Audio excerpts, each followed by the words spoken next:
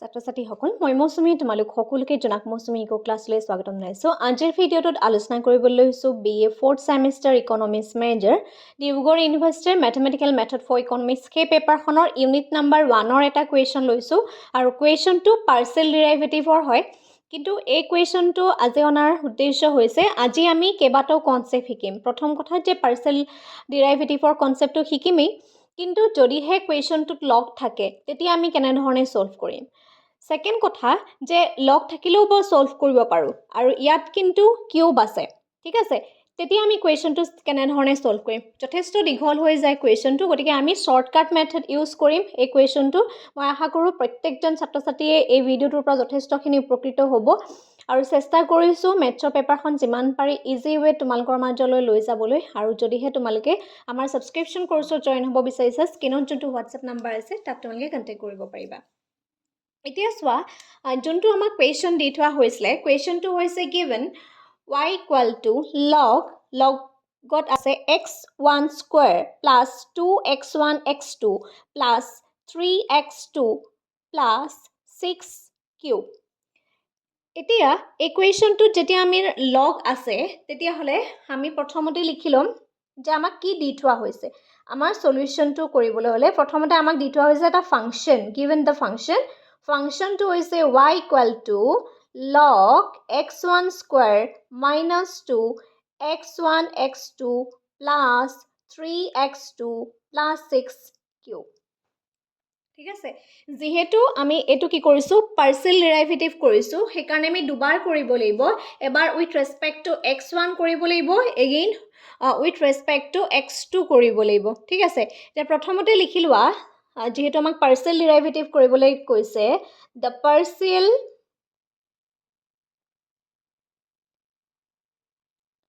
Derivative of y with respect to x2 where x1 is constant. আমি with respect to x2 when x1 is constant. প্ৰথমতে x1 কৰিলোঁ with respect to x1 where x2 is constant. এতিয়া চোৱা, partial derivative with respect to x1 কৰিম আৰু x1 কৰিলে x2টো কি হৈ যাব এজ এ কনষ্টেণ্ট হিচাপে ৰৈ যাব। এতিয়া তাৰ কাৰণে আমি y1 কৰিম। y1 কৰাৰ পিছত যিহেতু পাৰ্চিয়েল ডিৰাইভেটিভ ডেল ইউজ কৰিম with respect to x1, that means del by del x1, আৰু এই ডেল x1ৰ পিছত আমাক এটা ফাংচন দিয়া হৈছে, সেই ফাংচনটো লিখি ল'ম লগ x1 square minus 2x1 x2 plus 3x2 plus 6 cube bracket close.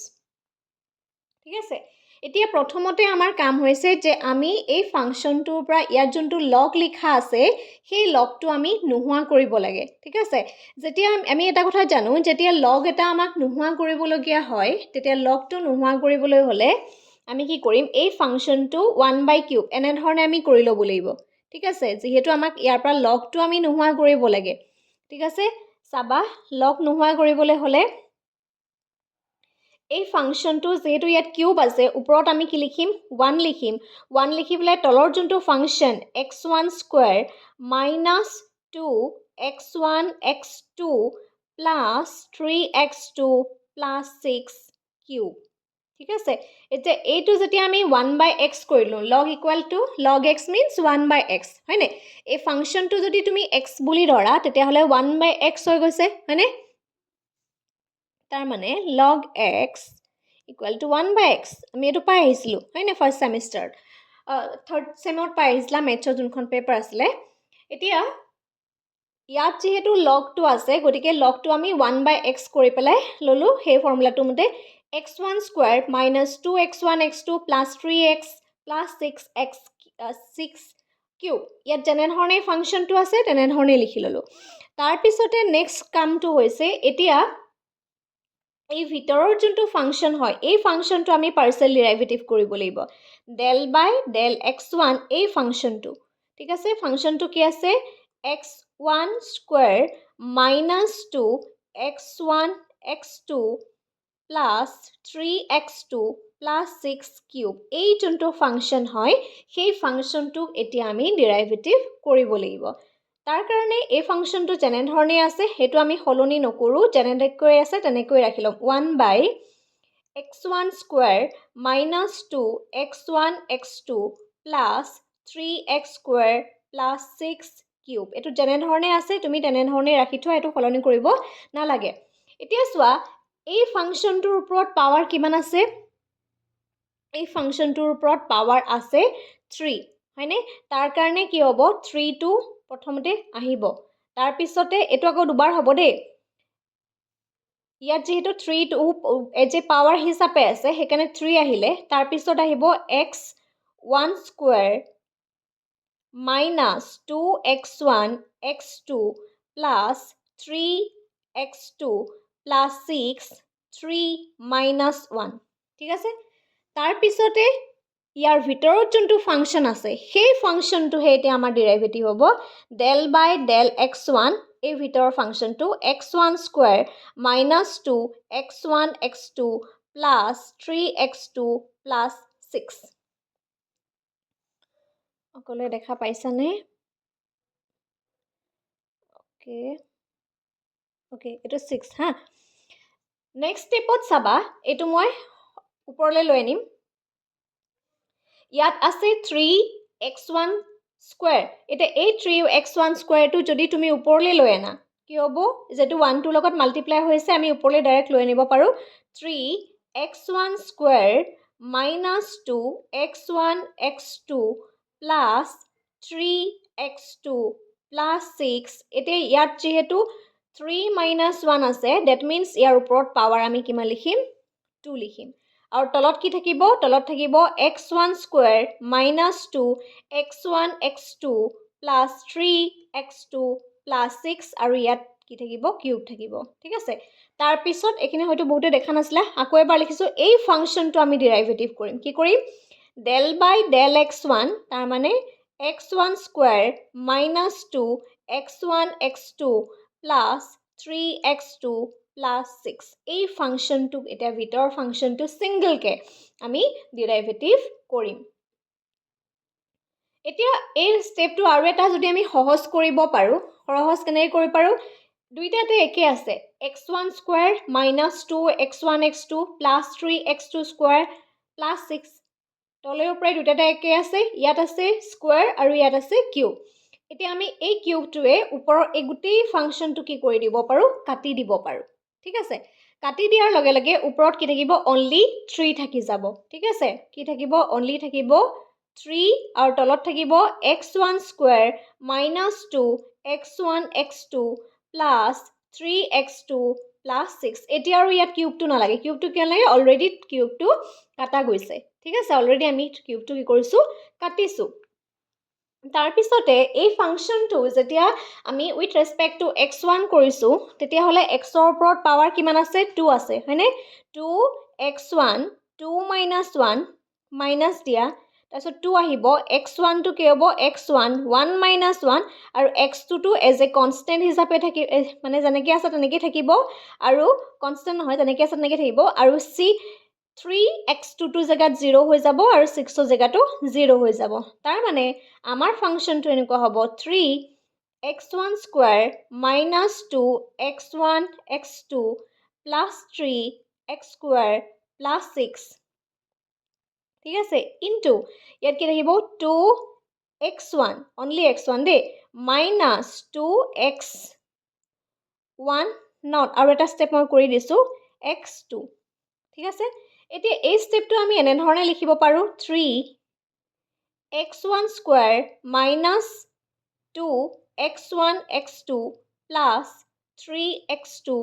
plus 6 ঠিক আছে এতিয়া এটো হ'ব 2x1 minus 2x2 x1 কেলে নহয় x1 টোৰ ওপৰত পাৱাৰ নট আছে আৰু পাৱাৰ নট থাকিলে কি হয় 0 নহয় একো 1 হয় যেতে এটা ভ্যালুৰ ওপৰত পাৱাৰ নট থাকে তাৰ ভ্যালুটো কি হয় 1 হয় যেটো 1 ৰ লগত 2x2 মাল্টিপ্লাই কৰে 2x2 হয় এতিয়া এটো আমি কমনো লৈ লব পাৰো এনে ধৰণেও তুমি লিখিব পাৰা 3 লিখিলা x1 square minus 2 x1 x2 plus 3x2 plus 6 2 to যদি তুমি কমন লোৱা তেতিয়া কি হ'ব x1 minus x2 এতিয়া এটো উপৰলৈ লৈ আনা উপৰলৈ লৈ আনিলে 2 into 3 কি হ'ব 6 হ'ব 6 x1 minus x2 divided by x1 square minus 2 x1 x2 plus 3x2 plus 6 ঠিক আছে এতিয়া এই ফাংশনটোত আমি কি কৰিলো with respect to x1 কৰি পাইছো same rule apply কৰি আমি with respect to x2 কৰিব লাগিব ঠিক আছে এতিয়া আমি partial derivative with respect to x2 কৰিম again তুমি লিখি ল'ব লাগিব ঠিক আছে মই পেজটো খলাই লৈছো যাতে আগৰটো লগত তোমালোকক কম্পেয়াৰ কৰি বহাব পাৰো এটা লিখি লোৱা the partial derivative of y with respect to x2 where x1 is constant এটো লিখি লবা দে ইম্পৰ্টেন্ট হয় তাৰ পিছতে তাৰ কাৰণে আমি y2 লিখিলো আৰু y2 লিখিবলৈ হলে again আমি ফাংশনটো লিখিব লাগিব del y by del x2 কৰিম ইয়াৰ আগতে আমি del y by del x1 কৰিছিলো এতিয়া del x2 কৰিম 2 কৰিবলৈ হলে এই যোনটো আমাক ফাংশন দিয়া হৈছে ঠিক আছে আমাকটো এটা ফাংশন দিয়া হৈছিলে সেই ফাংশনটো আমি লিখিলো কি লিখিলাম del by del x2 ইয়াৰ জায়গাত এই ফাংশনটো লিখিব লাগিব ফাংশন লিখিম log x1 square minus 2 x1 x2 plus 3x2 plus 6 লিখিলো তাৰ পিছত কি কিউব দিও ব্ৰ্যাকেটটো ক্লোজ কৰো ঠিক আছে নেক্সট স্টেপত চাবা এতিয়া এই স্টেপটোত আমি কৰিবলৈ হলে ইয়াৰ প্ৰসিডিউৰখিনি খেতি একে হয় again আমি কি কৰিম এই ফাংশনটোক এই লগটো আমি প্ৰথমতে অতৰাই লম লগটো অতৰাই ললে কি হ'ব x1 square minus 2x1 x2 plus 3x2 plus 6 ইয়াৰ ওপৰত কিউব এটা আহিব আৰু ওপৰত থাকিব 1 ঠিক আছে তাৰ পিছতে এই যোনটো ভিতৰৰ ফাংশন আছিলে সেই ফাংশনটোক আমি ডেৰিভেটিভ কৰিম del by del x2 del by del x2 কৰিবা মানে এই ফাংশনটো কোনটো ফাংশন যোনটো আমাক দিয়া হৈছে x1 square minus 2 x1 x2 plus 3x2 plus 6 cube এই ফাংশনটো ঠিক আছে নেক্সট স্টেপত চাবা এটো জেনে ধৰণে আছে আমি ইয়াক তেনে ধৰণে পাতিম হেখিনি হালখলনি নকৰিবা x1 square minus 2 x1 x2 plus 3x2 plus 6 ওপৰত কিউব লিখা এতিয়া এই ফাংশনটো ওপৰত যেহেতু কিউব আছে ঠিক আছে প্ৰথমতে আমি with respect to x2 কৰাৰ আগতে এই কিউবটো সলভ কৰি লওঁ ইয়াৰ ওপৰত পাৱাৰ কিমান আছে 3 আছে এখিনি 3 আহিব again লিখা x1 square minus 2 x1 x2 plus 3x2 plus 6 3 minus 1 again del by del x2 কৰি পেলাই ভিতৰৰ ফাংশনটো লিখিলৱা x1 minus 2 x1 x2 plus 3x2 plus 6 ঠিক আছে তাৰ পিছত এখিনি আমি অকমান সহজ কৰি লওঁ যাতে ওপৰলৈ উঠাই আনিবলৈ সহজ হয় কাৰণ যিমানে দীঘল হয় ষ্টুডেন্টৰ হিমানে ভুল হোৱা চান্সটো বাঢ়ি গৈ থাকে গতিকে কি হ'ব ইয়াত যোনটো 3 আছে ইয়াত দেখিছানে সেই 3 টো তুমি কি কৰা প্ৰথমতে ওপৰলৈ লৈ যোৱা ঠিক আছে x1 square minus 2 x1 x2 plus 3x2 plus 6 divided by x1 square minus 2 x1 x2 plus 3x2 plus 6 এখিনিত হ'ব কিউব আৰু এখিনিত হ'ব স্কয়াৰ স্কয়াৰ কি হ'ল 3 minus 1 যেহেতু আছে ঠিক আছে এতিয়া আমি ভিতৰ ফাংশনটো with respect to del by del x2 তাৰ মানে কি আছে x1 square minus 2 x1 x2 plus 3x2 plus 6 কৰিম ঠিক আছে নেক্সট স্টেপত চাবা ইয়াতো একে হয় আমি কাটিব পাৰো ইয়াত 2 আছে ইয়াত 3 আছে এই 3 টোৱে কি হ'ব ওপৰৰ এই গোটেইটোকে কাটা যাব ঠিক আছে গোটেইটোকে যেতিয়া আমি কাটিম কাটিলত কি থাকিব অনলি কি আহিব ওপৰত 3 আহিব আৰু তলত থাকিব x1 square minus 2 x1 x2 plus 3x2 plus 6 এটা এই ফৰ্মটো চোৱা এই ফৰ্মটোত আমি কি কৰিছো উইথ ৰেসপেক্ট টু x2 কৰিছো ঠিক আছে উইথ ৰেসপেক্ট টু x2 কৰিম উইথ ৰেসপেক্ট টু x2 কৰিবলৈ যাওঁতে x1 স্কয়াৰ আছে গতিকেটো 0 হ'ব তাৰ পিছত মাইনাস দিয়া 2 x1 টো যেটো কনস্ট্যান্ট যেনেকৈ আছে তেনেকৈ আমি বহাম x2 টো জায়গাত কি হ'ব 2 1 minus 1 plus 3 x2 that means 1 minus 1 আৰু 6 জায়গাত কি হ'ব 0 আহিব ঠিক আছে নেক্সট কৰা 3 by x1 square minus 2 x1 x2 plus 3 x2 plus 6 এটো যেনেকৈ আছে তেনেকৈ বঢ়াই দিয়া ঠিক আছে তাৰ পিছতে এইখিনিত আছে ইয়াৰ আগত মাইনাস আছে এইখিনিতে বহুতে ভুল কৰে যেহেতু এটো 0 minus 2 আছে ঠিক আছে যদি তোমালকে এখিনি প্লাস 3 দিয়া তেতিয়া কিন্তু কোৱেশ্চনটো ভুল হৈ যাব ঠিক আছে এখিনিত যেহেতু মাইনাস আছে গতিকে তুমি আগত কি লৈ যাব লাগিব মাইনাস টু লগত লৈ যাব লাগিব 0 টো লিখিব নালাগে আৰু ঠিক আছে -2 x1 লিখিবা x2 ওপৰত নট আহিব ঠিক আছে প্লাস লিখা 3 x2 ওপৰত নট আহিব নেক্সট 3 লিখা x1 square minus 2 x1 x2 plus 3x2 plus 6